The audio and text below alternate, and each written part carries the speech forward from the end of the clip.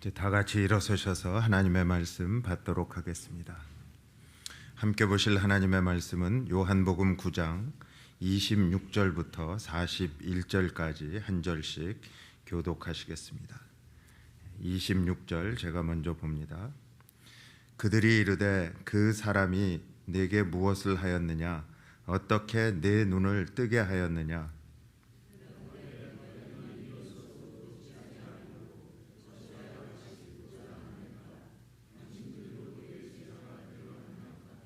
그들이 욕하여 이르되 너는 그의 제자이나 우리는 모세의 제자라.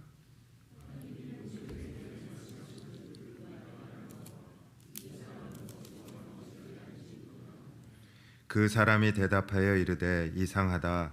이 사람이 내 눈을 뜨게 하였으되 당신들은 그가 어디서 왔는지 알지 못하는도다.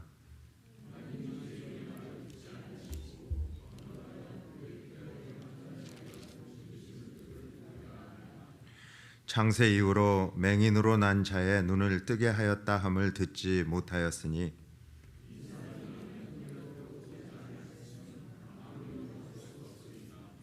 그들이 대답하여 이르되 내가 온전히 죄 가운데에서 나서 우리를 가르치느냐 하고 이에 쫓아내어 보내니라.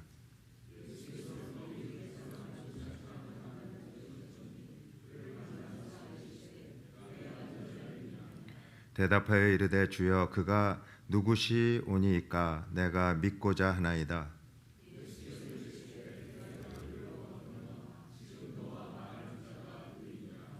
이르되 주여 내가 믿나이다 하고 절하는지라.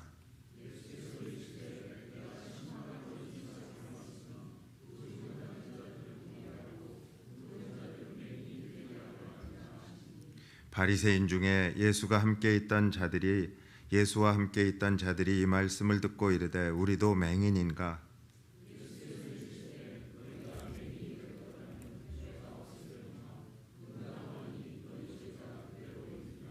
아멘. 자리에 앉아 주시기 바랍니다. 사랑하는 성도 여러분, 지난 주일 같이 이렇게 눈보라가 치고 또 오늘 같이 매서운 한파가 몰아치는 날씨에 참 꽁꽁 얼게 하는 차가운 공기를 뚫고 나오시느라고 참 고생 많으셨습니다. 참 옆에 있는 분들하고 한번 고생 많으셨습니다. 한번 인사하시기 바랍니다. 추운 날씨에 또 많이 온 눈을 치우느라고 고생하시고 또 참 엄동설한이라고 하는 특히 뉴잉글랜드 지역에 이러한 혹독한 한파, 제가 신학교 시절에 히터가 망가진 차를 타고 혹독한 한파를 뚫고 다니던 그런 시절이 떠오릅니다. 그 히트 코어라고 하는 히터의 아주 비싼 부품이 완전히 망가져서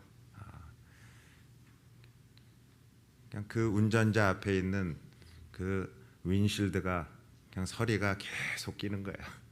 그러면 그 시가렛 라이터에 꽂아가지고 돌리는 그 약한 퍼스널 힐러 가지고 그 앞에 있는 그 서리를 녹여가면서 닦아가면서 운전하고 그 신학교를 다니던, 특히 한밤중에는 앞이 진짜 잘 안 보이는 그러한 아슬아슬한 시절들이 떠올랐어요.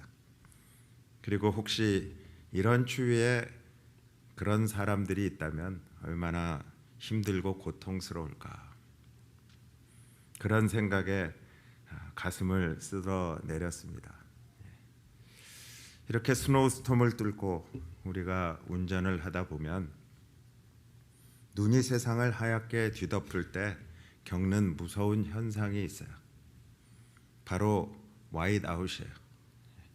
우리가 한글로는 백색 시야 현상이다 그렇게 말을 하는데요.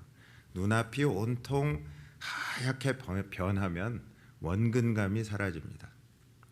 그래서 하늘과 땅의 경계가 무너지고요. 내가 지금 평지를 달리고 있는지 언덕을 올라가고 있는지조차 구분이 안 됩니다. 그러니까 분명히 눈을 뜨고 있는데 아무것도 보이지 않는 상태. 오히려 너무 밝고 하얘서 방향을 잃어버리는 그런 상태가 됩니다. 그럴 때 내가 정말 보고 있는 것일까? 그런 생각을 하게 돼요. 이럴 때 우리는 우리의 눈이 우리를 속인다는 사실을 잘 모릅니다.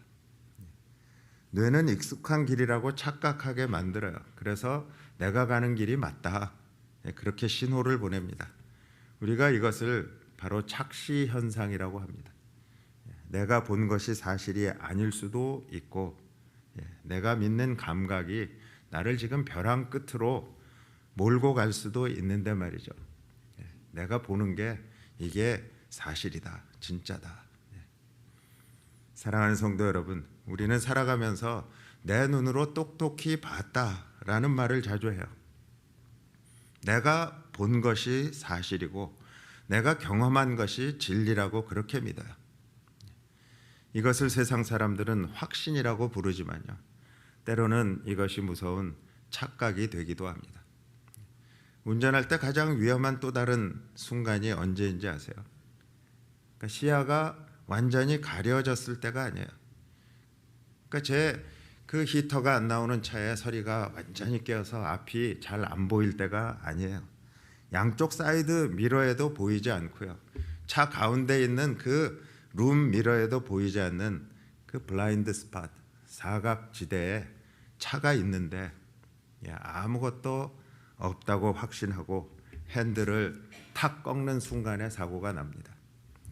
보이지 않는 것보다 더 위험한 거는요, 보지 못하면서 본다고 믿는 거예요.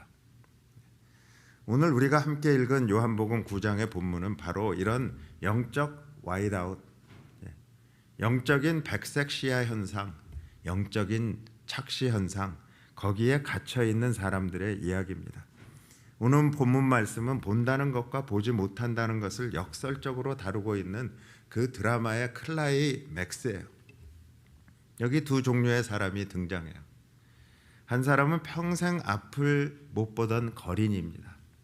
이 사람은 아무런 힘도, 아무런 배경도, 또 아무런 배운 지식도 없었어요. 그러나 그 거린은 지금 눈을 떴고 예수님을 보고 있어요.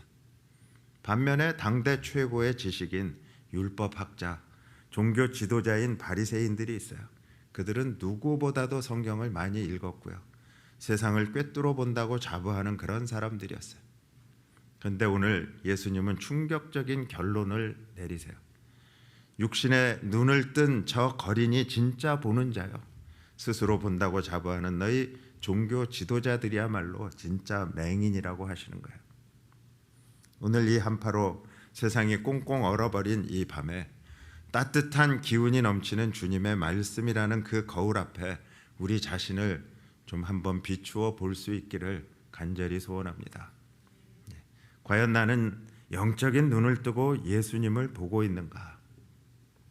아니면 익숙한 신앙생활이라는 그 타성에 젖어서 정작 봐야 할 주님은 보지 못한 채 나는 잘 믿고 있어, 그렇게 착각하는 착시 현상에 갇힌 영적 맹인은 아닌가? 이 질문을 가슴에 품고 오늘 본문의 말씀 속으로 한번 들어가 봅니다. 먼저 26절부터 29절에 보면 들으려 하지 않고 계속해서 같은 질문을 하는 그 바리새인들의 질문이 있어요. 그러니까 그들은 마음이 닫혀버리니까 들을 생각이 없어요. 본문 26절을 보세요. 유대인들이 눈을 뜬 사람에게 또 물어요. 그가 내게 무엇을 했느냐? 어떻게 내 눈을 뜨게 하였느냐? 여러분, 지금 저희가 계속 9장을 읽고 있는데요, 이게 벌써 세 번째 질문이에요. 똑같은 것을 계속 묻고 있어요. 왜 그럴까? 정말 몰라서? 진리가 궁금해서 묻는 걸까요? 아닙니다. 그들은 이미 답을 정해 놨어요. 예수는 죄인이다. 이 결론에 맞는 그 대답이 나올 때까지 지금 이 사람을 신문하고 압박하고 있는 거예요. 그러니까 이건 질문이 아니라 취조예요. 칼빈은 이 장면을 해설하면서 이렇게 말하고 있어요. 진리를 대적하는 악한 자들의 왜곡된 열심을 보면서 우리는 진리의 수호자를 자처하면서도 정작 진리를 위해서 생명과 인생을 걸지 않는 우리의 안일한 모습을 돌아보아야 한다. 제대로 들으려고 하지 않는 반복되는 질문에서 우리는 이 소통의 단절을 봅니다. 이런 답답한 질문에 대해서 27절에서 이 맹인이 기가 막히다는 듯이 말을 해요. 내가 이미 다 말했는데 듣지 아니하고 어찌하여 또 들으려고 합니까? 당신들도 그의 제자가 되려고 하는 겁니까? 이 맹인의 말은 정확한 말이에요. 바리새인들의 귀는 막혀 있었어요. 그들은 몰라서 묻는 게 아니었잖아요. 또 배우려고 묻는 것도 아니었어요.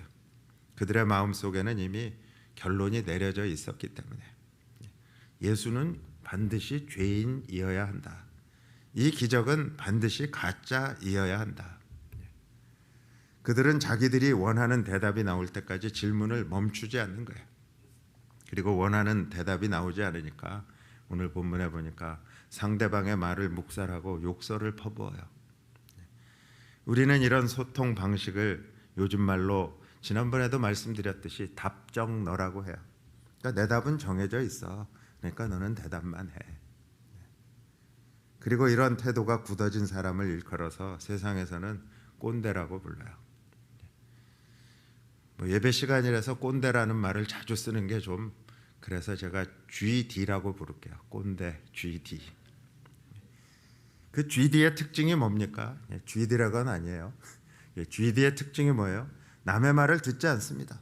그리고 자기 경험과 지식만이 절대적인 진리입니다. 그래서 대화가 아니라 일방적인 훈계를 합니다. 소통이 아니라 통보를 합니다. 그런데 성도 여러분, 정말 무서운 것은요, 이 세상의 꼰대, 세상의 GD가 아닙니다. 바로 교회 안에 있는 영적 GD들입니다. 그리고 그 영적 GD의 기질이 가장 적나라하게 드러나는 곳이 바로 기도의 자리입니다. 사랑하는 여러분, 혹시 우리의 기도가 바리새인들의 질문과 같지 않은지 한번 되살펴 봤으면 합니다. 우리는 무릎 꿇고 하나님께 물어봅니다. 주님, 주님의 뜻이 뭔가요? 말씀만 하세요. 제가 듣겠습니다. 말은 참 거룩하죠. 그런데 속마음은 어떻습니까? 이미 내가 원하는 답, 내가 원하는 성공, 내가 원하는 방식의 해결책을 딱 정해놓고 있어요. 그리고 하나님께 인정을 하지 않으려고 하지만 하나님께 강요합니다. 하나님, 이 길이어야 합니다. 하나님, 다른 길은 안 됩니다. 제가 다 계획해 놨으니까, 그리고 제가 열심히 할 테니까 하나님은 그저 도장만 찍어주세요. 결제만 해주세요. 하나님이 말씀하세요. 아니다. 그 길이 아니다. 이제 멈춰라. 그러면 듣습니까? 안 듣습니다. 못 들은 척합니다. 그리고 다시 묻습니다. 주님, 다시 묻습니다. 제 뜻대로 해주실 거예요? 아니면 안 해주실 거예요? 여러분, 이거는 기도가 아닙니다. 이거는 하나님께 데모하는 거예요. 하나님께 시위하는 거예요. 이것은 대화가 아니에요. 이것은 그냥 독백이에요. 나 혼자 하는 말이에요. 하나님을 나의 주인이 아니라 내 욕망을 실현해 주는 그러한 수행 비서 정도로 취급하는 영적인 무례함, 그러한 영적인 GD의 짓이라는 거예요. 바리새인들이 예수님 앞에서 율법을 달달 외우고 있었어요. 그렇지만 정작 그 율법의 주인이신 예수님의 음성은 하나도 듣지 않았던 것처럼요. 우리도 기도의 자리에 앉아서 몇 시간씩 부르짖지만 정작 하나님의 세미한 음성에는 귀를 닫아 걸고요. 내 할 말만 쏟아붓고 돌아가는 영적인 맹인, 영적인 GD의 기도를 하고 있지는 않은가. 여러분, 듣지 않는 질문은 모순입니다. 마찬가지로 순종할 마음이 없는 기도는 모순입니다. 귀를 막고 소리만 지르는 기도는요, 허공을 치는 메아리에 불과해요. 진정한 기도는요, 내 입을 열어서 하나님을 설득하려는 게 아니라요, 내 귀를 열어서 하나님의 설득을 당하는 거예요.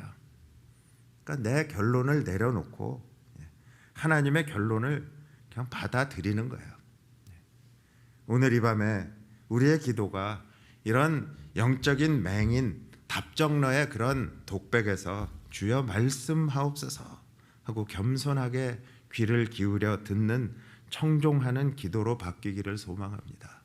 저희들 그냥 큰 소리로 그냥 부르짖는 기도가 어떤 때는 저희 혼자 하나님한테 막 해대는 그러한 독백일 수 있어요.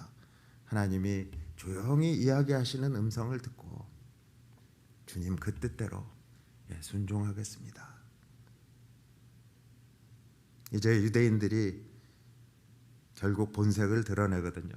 28절에 보니까 그 사람에게 욕을 합니다. 맹인에게 욕을 하면서 말해요. 베드로는 욕을 한다는 이 동일한 단어를 사용해서 베드로전서 2장 23절에 이렇게 말합니다.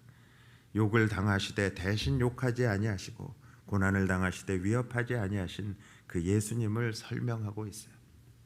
그런데 이 예수님이 당하신 욕설이 이제 맹인에게도 돌아가는 거예요.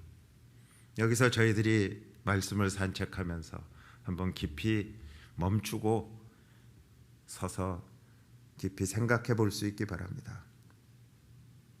그런데 다른 각도에서 보면 같은 욕설을 듣는다는 사실 자체가 이 맹인이 예수님과 한편이라는 명백한 증거가 됩니다. 오늘도 동일한 욕설이 우리의 귀에 들린다면요, 그것은 이상한 일이 아니라 오히려 영광일 수 있어요. 물론 우리는 세상 속에서 빛과 소금으로 존경받는 그런 삶을 살아야죠. 그러나 세상은 예수님을 미워하기 때문에 예수님을 제대로 따르는 제자들 역시 미워합니다. 따라서 욕설과 조롱은요, 그리스도 안에서 경건하게 살고자 하는 사람들이 겪는 언어적인 박해라고 생각하면서 주님이 주시는 은혜의 힘으로 이겨낼 수 있는 그러한 우리가 되기를 간절히 소원합니다. 여러분, 예수 믿는다고 뭐 비난하고 욕먹는 거 두려워하지 마세요. 또 어떻게 생각해 보면 그런 욕먹지 않고 산다는 것, 예수님하고 내가 과연 한편인가? 예수님도 그러한 욕을 먹었지만 욕으로 되갚지 아니하시고, 고통을 받으셨지만 고통을 주는 것으로 되갚지 아니하신 예수님, 그런 고통과 그런 욕을 먹지 않는 그런 삶을 살려고 적당히 눈치 보면서 신앙생활하고 있는 그러한 나의 모습이 혹시 있지는 않을까? 유대인들은 이 맹인에게 욕을 하면서요, 너는 그의 제자지만 우리는 모세의 제자다, 이렇게 얘기를 해요. 그러니까 자기들의 그 정체성을 이야기하면서 우리는 모세의 제자다, 그러니까 우리가 정통하다, 예수는 근본도 없는 자다, 그렇게 무시합니다. 하지만 예수님이 요한복음 5장 저희들이 이미 살펴봤어요. 거기에서 이렇게 말씀하세요. 모세를 믿었더라면 또 나를 믿었으리니 이는 그가 내게 대하여 기록하였습니다. 그러니까 그 유대인들은 모세는 자랑했는데요, 정작 모세가 가리키는 그 손가락 끝에 가리키는 지점에 있는 예수 그리스도는 보지 못한 거야.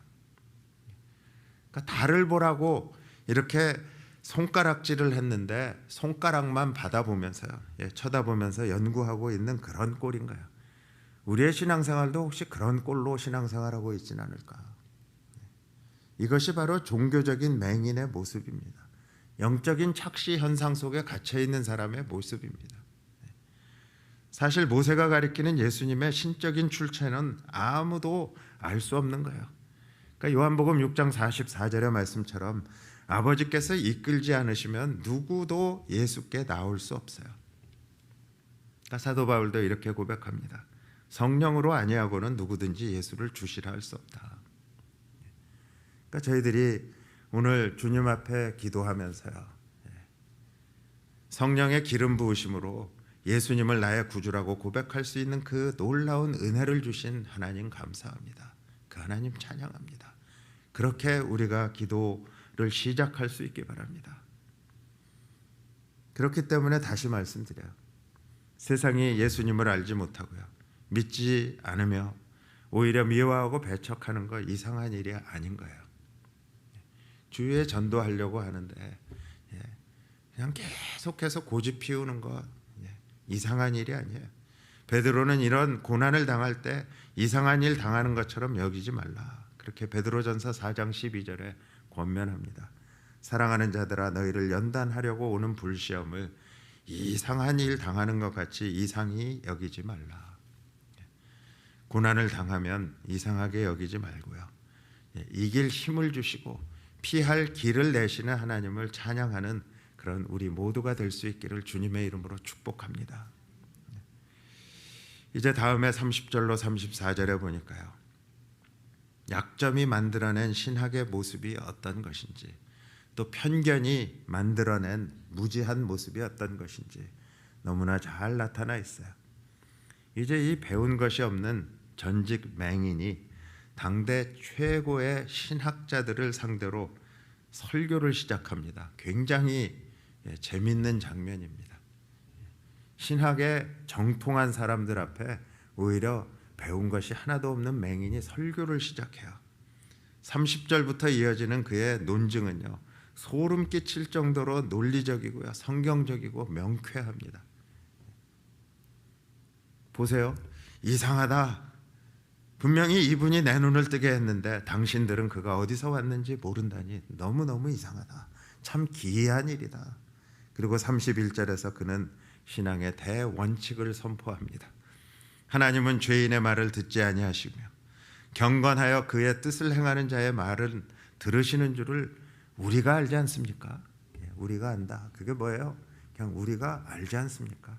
내가 안다가 아니라 우리가 아는 사실 아닙니까? 영적으로 꽉 막힌 유대인을 보면서 느끼는 그 답답한 속에서도요, 맹인은 성경적 상식을 아주 또렷하게 지금 진술하고 있어요. 하나님은 죄인의 말을 듣지 않으시고 경건하여 하나님의 뜻을 행하는 자의 말을 들으신다는 거예요. 얼핏 보면 너무 당연한 말이에요.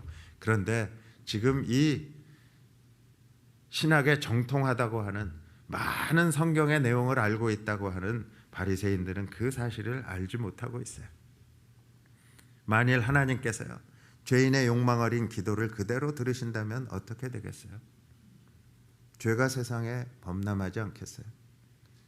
하나님께서 죄의 동조자여 집행자가 되시는 게 아니겠어요? 그래서 하나님은요, 죄인의 악한 요구를 귀를 기울이지 않으시는 거예요. 그러니까 내가 아무리 기도해도 응답이 없다면요, 문제는 하나님의 능력에 있는 게 아니라 기도하는 나에게 있는 거예요. 내가 혹시 하나님 앞에 내 죄를 자백하지 않은 것이 있는가? 내가 구하는 내용들이 나의 그냥 어떤 인간적인 욕망을 채우려고 하는 그런 기도를 하고 있는 것은 아닌가? 한번 돌아볼 수 있어야 돼요. 이사야 선지자가 분명히 말합니다. 여호와의 손이 짧아서 구원하지 못하시는 것도 아니고 귀가 둔하여서 듣지 못하심도 아니다. 오직 너희 죄악이 너희와 너희 하나님 사이를 갈라 놓았고 너희 죄가 그 하나님의 얼굴을 가려서 너희에게서 듣지 않으시게 한 것이다. 또 이사야서 1장 15절에 보니까요, 아무리 손을 들고 오래 기도해도 죄 가운데 있는 자의 기도는 하나님이 듣지 않으신다. 그렇게 선언하고 있어요. 죄인의 기도는 하늘의 거룩한 검문을 통과하지 못한 채 반려되어서요, 되돌아오는 시끄러운 소음일 뿐이에요. 아무리 부르짖어도요, 하늘의 보좌에 상달되지 않고 다시 반려돼서 다시 내게로 돌아오는 그냥 시끄러운 소음이 될 뿐이다. 죄는 영적 소통을 단절시키고요, 기도의 숨통을 조여서요, 결국 영적인 죽음으로 이끄는 참 흉악한 흉기입니다. 그래서 응답받지 못한 죄인은요, 인위적인 수단으로 자기 욕망을 채우려고 해요. 그래서 그 결과를 하나님의 응답인 것처럼 교묘하게 포장하기도 합니다. 심지어 종교적인 감동을 조작합니다. 그래서 사람들을 자기에게로 막 끌어모으기도 해요. 참 치밀하고 위험한 일이에요. 근데 반대로 하나님은 순종하는 자들의 말을 들으시는 거예요.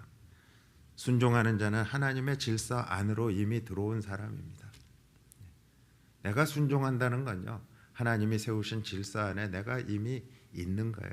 하나님의 은혜로 이미 복의 궤도에 올라선 사람입니다. 구원의 그 부르심의 자리에 이미 들어간 사람이에요. 순종하는 자는 그래서 겸손한 거예요. 자신이 기준이 아니라 하나님이 기준이기 때문에 겸손해요. 자기 판단이 아니라 하나님의 명령을 따르기 때문에 겸손해요. 또 자기 욕망이 아니라 하나님의 뜻을 이루기 때문에 겸손한 거예요. 그래서 지혜자가 이렇게 고백하잖아요. 잠언 15장 29절에 여호와는 악인의 기도를 미워하시나 의인의 기도는 들으시느니라. 시편에서도요, 여호와여 주는 겸손한 자의 소원을 들으셨사오며 이렇게 노래해요. 그런데요, 완전한 순종과 또 완전한 겸손의 소유자는 오직 예수님 한 분뿐이세요. 그래서 우리는 예수님의 이름으로 기도해야 응답받는 거예요.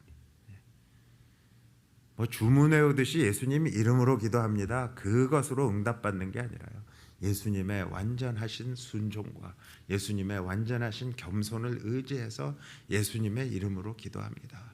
그럴 때 기도의 응답을 받는 거예요. 기도의 응답은 겸손한 순종이 건네받는 하나님이 주시는 선물인 거예요. 맹인은 기도의 응답을 자판기처럼 작동하는 공식으로 그렇게 이해하지 않았어요. 그러니까 참 놀라운 거예요. 배운 게 하나도 없는 사람이. 그 맹인에게 기도의 응답은요, 인격적인 사건이었어요. 우리에게 주어지는 모든 유형, 무형의 복은 겉으로는 그 어떤 인과율의 형태를 띠고 있는 것 같아 보여요. 내가 잘했으니까, 신앙생활 이 정도 했으니까 하나님이 그거에 대한 결과로 인과율에, 내가 벌을 받으면 내가 잘못했으니까 벌 받는 그런 형태를 띠고 있지만요, 실상은 모두 하나님의 인격적인 응답이라는 사실을 그 맹인은 너무 잘 알고 있었어요. 이것은 성경의 기본적인 상식이기 때문에 맹인이 뭐라 그래요?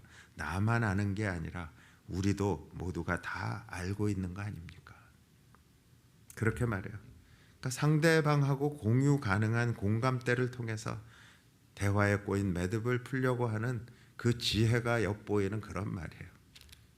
저희들도 참 관계에서 얽혀 있고 뭐 이렇게 할 때 가르치려고 하지 말고요, 가르치려고 하지 않아도 하나님 말씀을 툭 던지면서 그렇게 하는 게 아니라, 이러한 하나님의 말씀 우리가 들어오지 않았습니까? 그러니까 우리가 아는 하나님 이런 분이 아닙니까? 여러분, 이 깊은 통찰력이 어디서 나왔을까요? 그러니까 도서관에서 많은 책을 읽어서 깨달은 지식일까요? 아닙니다. 처절한 고통의 현장에서, 어둠뿐이었던 인생의 밑바닥에서 체험으로 얻은 신학입니다. 우리가 이런 경험적인 신학이 있어야 돼요. 하나님을 아는 경험이 있어야 돼요. 이 맹인은 평생 죄인 취급을 받았잖아요. 그러니까 사람들이 지나가면서 저 사람은 누구 죄 때문에 저렇게 됐나, 뭐 그런 수군거리는 소리를 항상 들으면서 살아왔어요. 맹인은 또한 이런 사실도 알았어요. 죄와 욕심으로 가득 찬 기도는 하나님이 들으지 않으신다. 그런데 이분, 곧 예수님의 기도는 하나님이 들으셨다. 그렇기 때문에 이 예수님은 하나님께로부터 온 분이 분명하다. 그리고 32절에서 이렇게 쐐기를 박습니다. 창세 이후로 맹인으로 난 자의 눈을 뜨게 하였다 함을 내가 듣지 못했습니다. 그의 논리는 너무너무 완벽했어요. 그 율법 학자들 귀에 너무너무 확실한 거예요. 왜요? 구약 성경에 나오는 창세기서부터 말라기까지의 모든 내용을 다 잘 알고 있는 그들에게 구약 성경에서 메시아에 대한 선지자들의 예언 중에 기록되지 않은 기적의 일이 바로 이 맹인이 눈을 뜨는 사건이었어요. 뭐 저는 자가 일어서고 뭐 이런 치유의 기적들은 구약에 다 있어요. 그런데 보지 못하는 자가 눈을 뜨는 것은 메시아가 오실 때 그런 일을 행하신다고 했는데 아직까지는 그 일을 행하신 분이 없는데, 맹인이 그 사실을 정확히 알고 있었어요. 그러나 유대인들의 반응은 어때요? 34절에 보니까 내가 온전히 죄 가운데서 태어나 우리를 가르치려고 하느냐 하고 쫓아내어 보내니라. 유대인들은 논리 싸움에서 지니까요, 이제 인신 공격을 하는 거예요. 너 같은 장애인이 죄인인 주제에 감히 엘리트인 우리를 가르쳐. 이게 교만이잖아요. 교만은 눈을 멀게 하는 가장 큰 백내장입니다. 나는 너보다 많이 배웠어. 나는 모태신앙이야. 나는 3대째 있는 집안 사람이야. 그런 생각이요, 어린아이와 같은 순수한 믿음의 고백을 무시하게 만듭니다. 그러니까 교만은 무시하게 만들어요. 하나님은 때로 가장 약한 자의 입술을 통해서 가장 위대한 진리를 말씀하십니다. 이 맹인은요, 육체의 눈은 멀었지만 영적인 눈은 누구보다 밝게 빛나고 있었어요. 그래서 이제 다음 35절로 38절에 보니까요, 참 너무 놀라운 예수님의 모습이 기록되어 있어요. 사랑하는 성도 여러분, 오늘 본문에서 가장 감동적인 장면이 바로 35절이에요.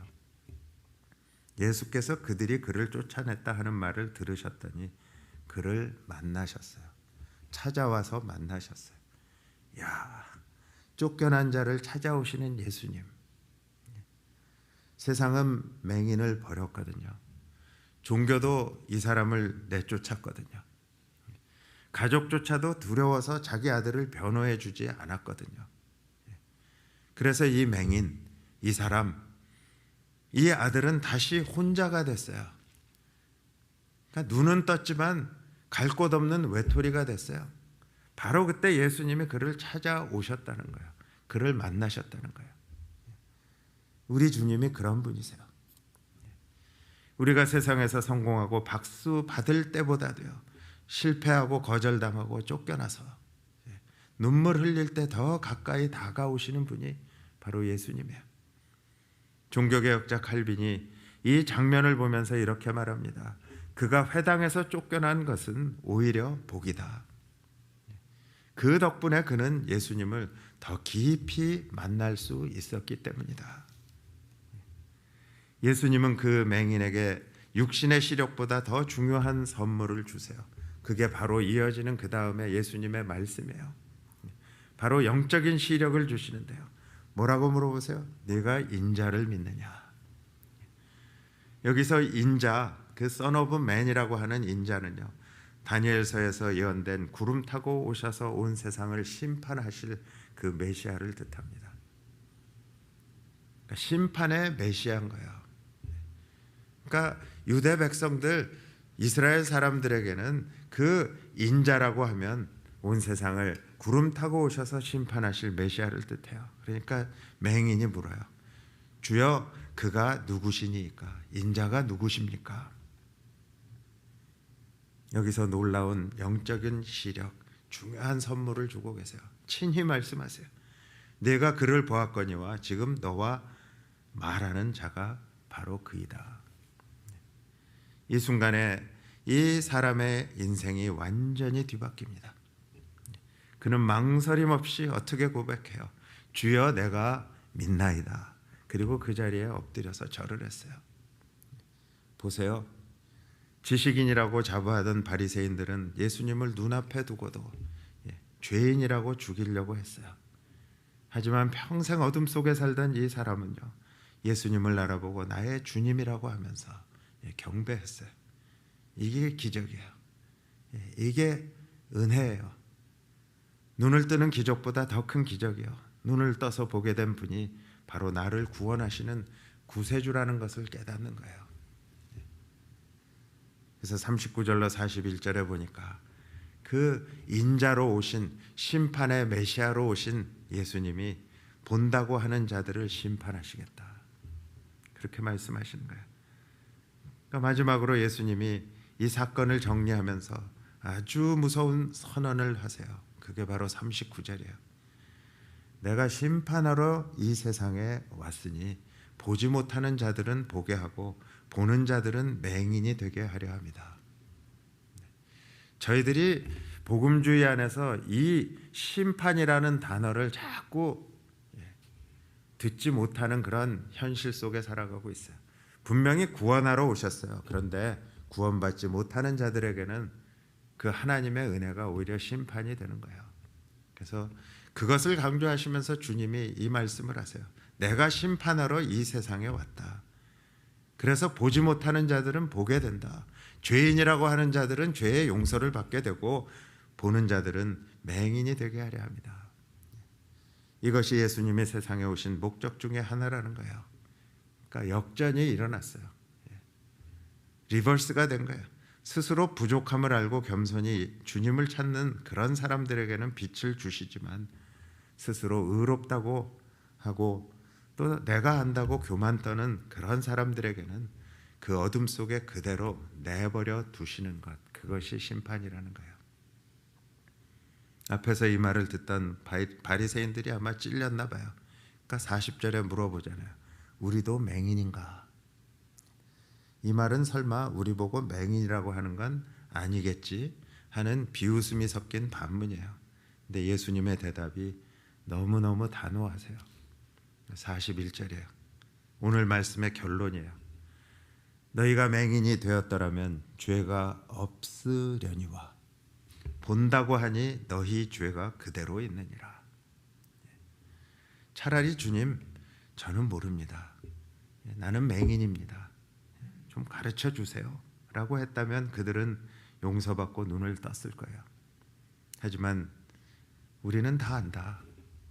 우리는 본다. 그렇게 고집했기 때문에 그들은 회개할 기회를 잃었어요. 그리고 죄 가운데 그대로 머물게 됐어요. 여러분, 아담과 하와가 선악과를 따먹었을 때 성경에서 뭐라고 말씀합니까? 그들의 눈이 밝아졌다 그래요. 하지만 그 밝아진 눈으로 그들이 뭐를 봤어요? 하나님을 본 게 아니라 자기들의 벗은 몸을 보고 수치심을 느꼈어요. 이렇게 죄는 우리에게 왜곡된 시력을 주는 거예요. 세상의 헛된 것은 크게 보이게 하고요. 하나님의 영광은 오히려 너무너무 작아가지고 보이지 않게 만들어버리는 거예요. 우리가 교회 안에서 경계해야 할 태도가 바로 이겁니다. 내가 이 정도는 알아. 저 말씀 이런 이야기를 하고 있는 거야. 내가 다 알아. 그런 익숙하며 경이로움을 삼켜버리는 그 순간 우리는 영적인 맹인이 되는 거예요. 주님의 말씀을 증거하는 목회자 입장에서 저도 이런 부분이 굉장히 저 자신을 경각심을 가지고 노력하는 부분이에요. 너무너무 익숙한 본문이에요. 또 하나님이 하시는 말씀이 너무너무 익숙한 말씀이에요. 그거를 전하면 될 것 같이 생각하는 순간에 내가 혹시 놓치는 영적인 맹인같이 놓쳐버리는 하나님의 세미한 음성이 있지는 않을까. 본다고 주장하는 순간에 더 이상 볼 수 없게 된다는 거예요. 이게 무서운 심판이라는 거예요. 그래서 오늘 말씀을 이제 맺습니다. 오늘 본문은 우리에게 너는 어느 쪽에 서 있느냐 이렇게 묻고 있는 거예요. 저희들이 함께 기도하면서요. 여러분은 자신의 무지를 인정하는 자입니까? 아니면 안다고 착각에 빠진 사람입니까? 한번 본인에게 질문해 보시기 바랍니다. 우리의 지식, 우리의 경험, 우리의 직분이 때로는 예수님을 만나는데 방해가 될 수 있습니다. 그래서 오늘 이 시간 하나님 앞에서 우리의 영적인 교만을 좀 다 내려놓기를 원합니다. 또 두 번째로요. 나의 어떤 약점 때문에 주님을 만나셨어요. 본문의 맹인처럼 여러분의 인생에 있는 씻을 수 없는 그 아픔, 실패, 질병, 남들에게 말하지 못할 약점, 수치스러운 일들, 그런 것들이 있으세요. 여러분 낙심하지 마시기 바랍니다. 그 약점이 아니었다면 여러분 주님을 찾지 않았을지도 모릅니다. 내가 맹인이었기 때문에 주님을 만났습니다. 이것이 우리의 간증이 되기를 간절히 소원합니다. 그리고 세 번째, 예수님을 인자로 믿고 여러분 경배하고 있습니까? 단지 내 문제를 해결해 주는 해결사 정도가 아니라 내 인생의 주인이시고 내 인생의 또 주인이실 뿐만 아니라 심판주가 되신 메시아 앞에 여러분 무릎 꿇고 계신가요? 사랑하는 여러분, 우리가 육신의 눈은 시력이 2.0이라고 해도요, 옆에 계신 예수님을 보지 못하고 이웃의 아픔을 보지 못하고 나의 죄를 보지 못한다면요, 우리는 다 맹인입니다. 오늘 주님은 우리에게 말씀하세요.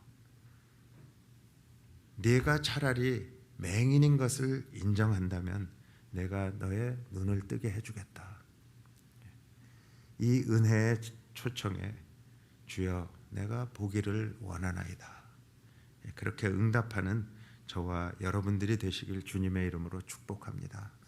저희들 이 시간 함께 기도하실 텐데요, 이제 들은 말씀을 저희들이 기억하면서 우리의 영적인 눈이 열리기를 간절히 사모하면서요, 그리고 세상이 모두 다 나를 버리고 쫓아내도 그런 나를 끝까지 찾아오시는 예수님을 찬양하면서요, 이 시간 저희들 함께 기도하면 좋겠습니다.